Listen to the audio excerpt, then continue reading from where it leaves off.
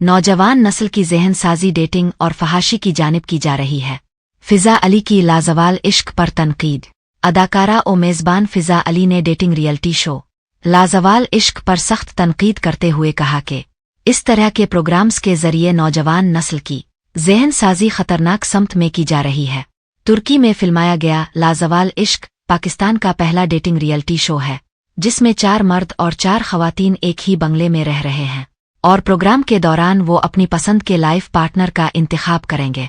Show को इब्तिदा ही से शदीद तनकीद का सामना है। सोशल मीडिया सारिफीन ने इसे इस्लामी और मुआशरती अक़दार के खिलाफ करार देते हुए गैर इस्लामी और मगरबी डेटिंग शूज़ की नकल कहा, जिसके बाद इसके खिलाफ हैशटैग्स भी ट्रेंड करने लगे। सारिफीन ने पैमरा से शो पर पाबंदी का मुतालिबा किया, ताहम पैमरा ने वजाहत दी कि चूंकि ये शो किसी टीवी चैनल पर नशर नहीं हो रहा बल्कि यूट्यूब पर दस्तयाब है, इसलिए पाबंदी का इतलाक नहीं किया जा सकता। तमाम तर तनकीद और बाइकाट के बावजूद लाजवाल इश्क यूट्यूब पर पेश किया जा रहा है। अब तक इसकी 10 इकसात नशर हो चुकी हैं। इब्तिदाई इकसात को ज्यादा वेव्स मिले, ताहम बाद की इकसात की नाजरीन की तादाद में वाज़े कमी आई और मजमूई वेव्स तकरीबन 2 लाख के करीब हैं।